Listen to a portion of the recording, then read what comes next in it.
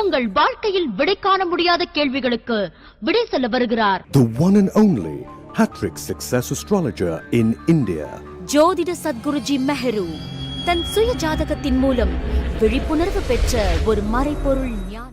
வணக்கம் என் உலகளாவிய ஜோதிட அன்பர்களே, அன்பிகளே. இப்பொழுது என்னுடைய ஜோதிட பக்தரிடத்திலிருந்து வந்திருக்கின்ற கேள்வியாகப்பட்டது மிக நீளமான கேள்வி. ஜோதிட சத்குருஜி மேகுரு அவர்களே, இந்த காலபுருஷ தத்துவ ஞானத்தை உருவாக்கியது யார்? அப்படி உருவாக்கி 12 ராசிகளையும் உருவாக்கி அந்த 12 ராசி வீடுகளுக்கு 9 கிரகங்களை அதிபர்களாக்கி பின் அஸ்வினி முதல் ரேவதி வரை 27 நட்சத்திரங்களை கண்டுபிடித்து அதை 108 கூறுகளாக்கி பின் காலபுருஷ தத்துவ ஞானத்தை 360 டிகிரிகள் என்று கணித சூத்திரமாக்கி உருவாக்கியது யார்? மேலும் இது அனைவரின் வாழ்விலும் பயன் தரக்கூடியதாகவும் பாதிப்புகளை ஏற்படுத்துவதாகவும் இருக்கிறது. மேலும் நானும் ஒரு ஜோதிடன்தான். நான் என்னிடம் வருபவர்களிடம் இந்த கலையின் விதிகளின் மூலம் பலன் சொன்னால் ஆமாம் அப்படித்தான் இருக்கிறது என்றும் கூறுகிறார்கள். அப்படி இவ்வளவு துல்லியமாக பலன் தரக்கூடிய ஜோதிட விதிகளை உருவாக்கிய அந்த முதல் மனிதன் யார்? கடவுளா? அப்படி என்றால் அந்த கடவுளே இந்த பூமிக்கு வந்து உருவாக்கி விட்டு சென்றாரா என்பதை தயவுகூர்ந்து விளக்குங்கள். கால புருஷ தத்துவ ஞானத்தை உருவாக்கியது யார்?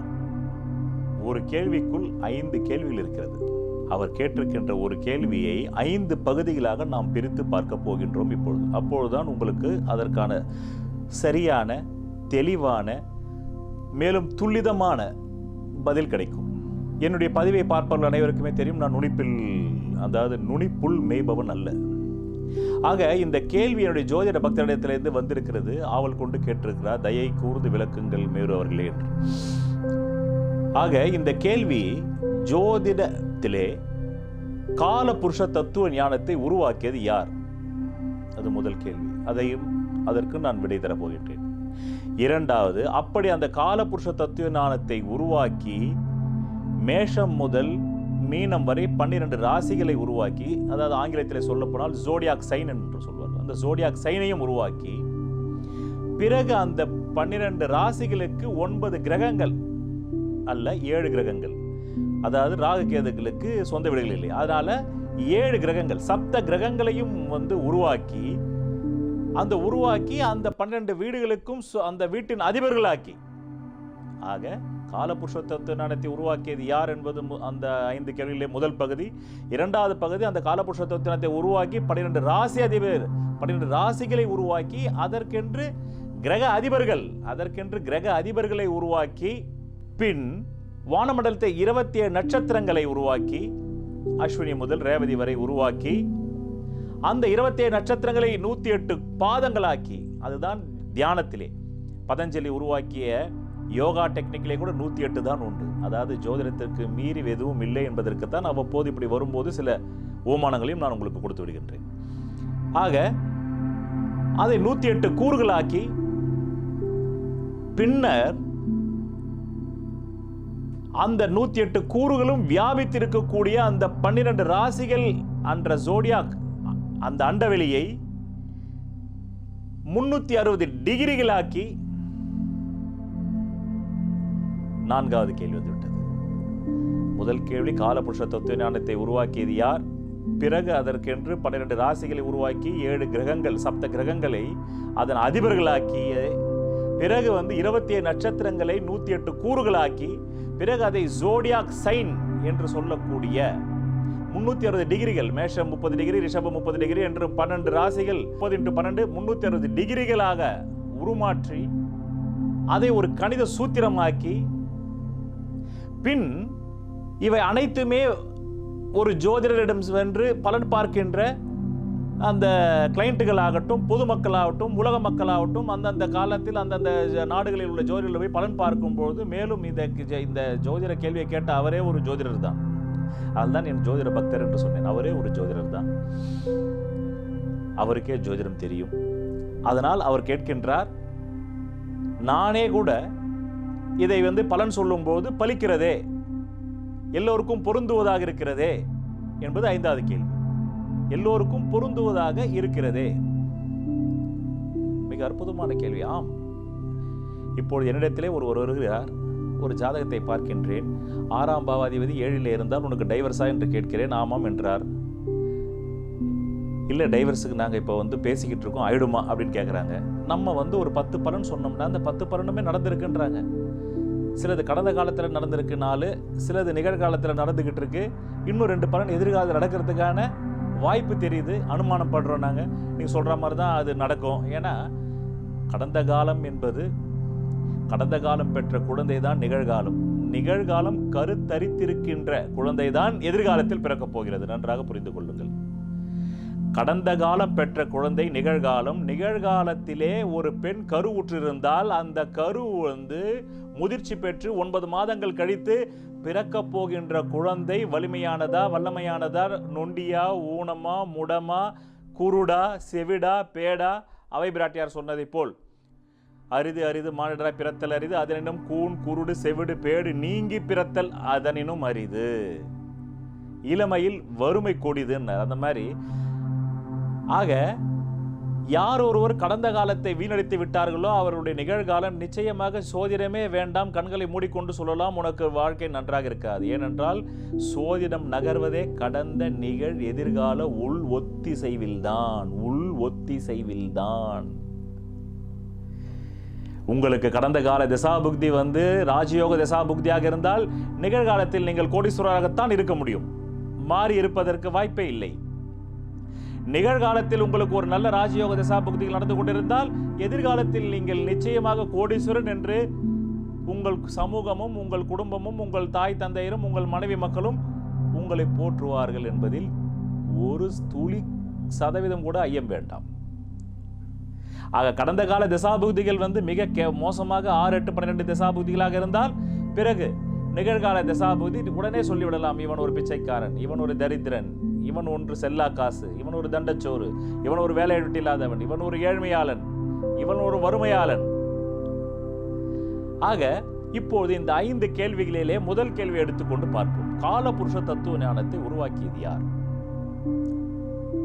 அதாவது ஓரறிவு, ஈரறிவு, மூவறிவு, 4 அறிவு, 5 அறிவு, 6 அறிவு. இப்பொழுது இது ஆன்மீக பகுதி. ஆன்மீகம் என்றால் என்ன, அதன் பயன் என்ன? இந்த ஆன்மீகம் என்றால் என்ன, அதன் பயன் என்ன என்ற அந்த பகுதியில் தான் இந்த ஜோதிட அன்பர் இந்த கேள்வியை கேட்டிருக்கிறார். நீங்கள் கூட நினைக்கலாம், என்னடா இது ஆன்மீகத்திற்கும் காலபுருஷ தத்துவ ஞானத்திற்கும் மேரு முடிச்சு போடுகிறாரே, இதற்கும் அதற்கும் என்ன சம்பந்தம்? இது வேறு, அது வேறு. இல்லவே இல்லை என்பதை தயவு செய்து ஆன்மீகத்தை பற்றி, உண்மையான ஆன்மீகத்தை பற்றி தெரிந்து கொள்ள வேண்டும் என்ற ஆவல் கொண்டவர்கள் ஒரு நிமிடம் தயவு செய்து உங்கள் மூளையில் பதிய வைத்துக் கொள்ளுங்கள். இந்த ஜோதிட சாஸ்திரத்தை வைத்துத்தான் ஆன்மீகம் உருவாக்கப்பட்டதே தவிர எதை ஒன்றுமே உருவாக்குவதற்கு கணித சூத்திரங்கள் தேவை. கணித சூத்திரங்கள் ஆன்மீகத்தில் இல்லவே இல்லை. எந்த ஒரு ஆன்மீகம் என்றாலே கணித சூத்திரங்களுக்கு அப்பாற்பட்டது. அது முழு ட்ரஸ்ட் என்று சொல்வார்கள். முழு ட்ரஸ்ட் என்றால் முழு நம்பிக்கை. எப்படி இயேசு கடலிலே நடந்து போகும்பொழுது சிலர்கள் கேட்டார்கள், என்ன இது தண்ணி ஆயிற்றே இயேசுவே, நாங்கள் எப்படி வருவது, நாங்கள் கீழே மூழ்கி விடுவோமே, தண்ணியிலே மனிதன் நடக்க முடியாது என்பதுதானே விஞ்ஞானம்.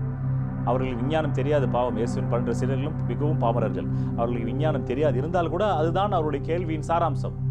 அப்போதுதான் இயேசு சொன்னார், யார் ஒருவர் என் மீது நம்பிக்கை வைக்கிறீர்களோ அவர்கள் மாத்திரம் நடங்கள், நீங்கள் முழுக மாட்டீர்கள். ஆன்மீகம் என்பது நம்பிக்கையில் நகர்கிறது. அதனால் ஆன்மீகத்தில் கணித சூத்திரம் செய்யவே முடியாது. பைபிள் கணித சூத்திர நூல் அல்ல, குரான் கணித சூத்திர நூல் அல்ல, பகவத்கீதை கணித சூத்திர நூல் அல்ல. ஆக இதுதான் இன்றைக்கு உலகத்திலேயே 3 பெரிய மதங்கள். ஆக இந்த 3 மதத்தின் தலைவர்களும் கணித சூத்திரங்களாக அவர்களுடைய மத நூல்களை செய்யவில்லை, செய்ய இயலாது. அதற்கான சாத்திய கூறுகள் இல்லை. அப்படி என்றால் அவர்கள் எல்லாருமே எதை வைத்து செய்தார்கள் என்றால் சோதிடத்தை வைத்துத்தான் சொன்னார்கள். சோதிடத்தை வைத்தான், சாக்ஷாத் அந்த சோதிடத்தை வைத்துத்தான் செய்தார்கள் என்பதை ஒரு நிமிடம் மனதில் நிறுத்துங்கள். பிறகு இந்த 5 கேள்விகளுக்கும் நான் விடை திறந்துவிட்டு கடைசியாக இந்த ஜோதிட கணித சூத்திரங்களை எப்படி அவர்கள் ஒவ்வொரு மதமும் தங்களுடைய சூத்திரங்கள் ஆக்கினது இயற்கை. ஜோதிட சூத்திரம் என்பது இயற்கை சூத்திரம், இயற்கை கட்டமைப்பு. ரமலான் நோன்பை முகமதியர்கள் நிலாவை பார்த்து தான் முடிக்கிறார்கள். அந்த ரமலான் நோன்பையை அவர்கள் நிலாவை பார்த்து தான் முடிக்கிறார்கள். மேலும் நபிகளுக்கு வானத்திலிருந்து தான் இறை செய்து வந்ததாக சொல்லப்படுகிறது. பிறகு கோள்களும் வானத்தில் தான் இருக்கிறது. பிறகு வானத்தில் ஏதாவது ஒரு மனிதன் உட்கார்ந்து கொண்டா பேசியிருப்பார், தொலைபேசியிலே, இல்லை என்றால் ஒரு ஸ்பீக்கரிலே, ஒரு பெரிய மைக்கிலே, இந்த கல்யாண மைக்கிலேயே வந்திருக்கும். கிரகங்கள் பேசியது நபிகளிடம், நட்சத்திரங்கள் பேசியது நபிகளிடம். அப்படி என்றால் அந்த கிரகங்கள் வார்த்தைகளால், மனித வார்த்தைகளால் பேசவில்லை, மனித மொழியால் பேசவில்லை. அது சில சமிஞ்சைகளை உணர்த்தியது நபிகளுக்கு என்றுதான் நாம் பொருள்படுத்திக் கொள்ள வேண்டும். அப்படித்தான் இயேசுபிரான் பிறக்கும் போது கூட வானத்திலே தோன்றிய ஒரு குறிப்பிட்ட நட்சத்திரம், இதுவரையிலும் அப்படிப்பட்ட ஒரு நட்சத்திரம் தோன்றவில்லை. ஏனென்றால் யார் ஒருவர் இந்த சோதிட ஆய்விலே இருந்தார்களோ, யார் ஒருவர் இந்த சோதிட ஆராய்ச்சியிலே இருந்த ஆத்மாக்கள் இருந்தார்களோ, அவர்கள் அந்த புதிய நட்சத்திரத்தை பார்க்கும்போது ஏதோ ஒரு புதிய விதமான ஆன்மீகவாதி ஒருவர் பூமியிலே ஜனனமாகிறார். அதனால் தான் அந்த நட்சத்திரத்தை வைத்துக் கொண்டு தான் ஃபாலோ செய்து வந்தார்கள், இயேசுவின் பிறப்பை கண்டுபிடித்தார்கள். இங்கேயும் அதே தான், ரோகிணி நட்சத்திரத்திலே தான் கண்ணன் பிறந்தான். ஸோ பிறந்தவுடன் அவன் வாழ்க்கைக்கு திருட்டு இருக்கிறது என்று தான் கொண்டு போனார்கள். ஆக கண்ண பரமாத்மாவின் கதை ஆரம்பிப்பதே ரோகிணி நட்சத்திரத்தில் தான் ஆரம்பிக்கிறது. அதனால்தான் இதிலிருந்து தான் வேதங்கள் படைக்கப்பட்டது, இதிலிருந்து தான் உபனிஷத்துக்கள் படைக்கப்பட்டது, இதிலிருந்து தான் ஆகம விதிகள் படைக்கப்பட்டது, இதிலிருந்து தான் கோவில் ஆகம விதிகள் படைக்கப்பட்டது, இதிலிருந்து தான் பிரம்மசூத்திரம் படைக்கப்பட்டது. காரணம் இதுதான் பிரம்மஜோதி. ஜோதிக்கெல்லாம் ஜோதியாம் பிரம்மஜோதி. இது அந்த பிரம்ம ஜோதியை உருவாக்கியது யார் என்பதுதான் என்னுடைய ஜோதிட பக்தர் இப்போது கேட்டிருக்கிறார். இப்பேற்பட்ட இந்த பிரம்ம ஜோதியான காலபுருஷ தத்துவ ஞானம் இந்த காலத்தையே புருஷனாக்கி இருக்கிறார்கள். நன்றாக புரிந்து கொள்ள வேண்டும். இந்த காலத்தையே புருஷனாக்கி இருக்கிறார்கள் என்றால் இந்த காலத்தையே ஒரு மனித உடலாக்கி இருக்கிறார்கள். இதை தழுவிய சில விஞ்ஞான உண்மைகளையும் நான் உங்களுக்கு கூறினால்தான் இந்த காலபுருஷ தத்துவ ஞானத்தினுடைய உருவாக்கியது யார் என்று நீங்கள் புரிந்து கொள்ளலாம். சொல்வதெல்லாம் பலிக்கும் அபூர்வ வாக்கு சக்தி பெற்றவர் மெஹ்ரு அவர்கள். உங்கள் வாழ்க்கையில் பணம், புகழ், பதவி, திருமணம், குழந்தை பேறு, உயர்கல்வி, வெளிநாட்டு யோகம், கலைத்துறையில் வெற்றி, அரசியலில் வெற்றி போன்ற இன்னும் எண்ணற்ற உங்கள் வாழ்வின் கேள்விகளுக்கு ஒரு மனிதன் அவன் ஜாதகத்தை எப்படி அறிந்து கொள்வது? கான்டாக்ட் ஜோதிட Sadguruji Mehru.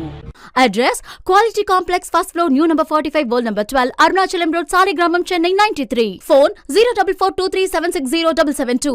Contact 9952959962, 98409 57612. Website www.srimeheru.org.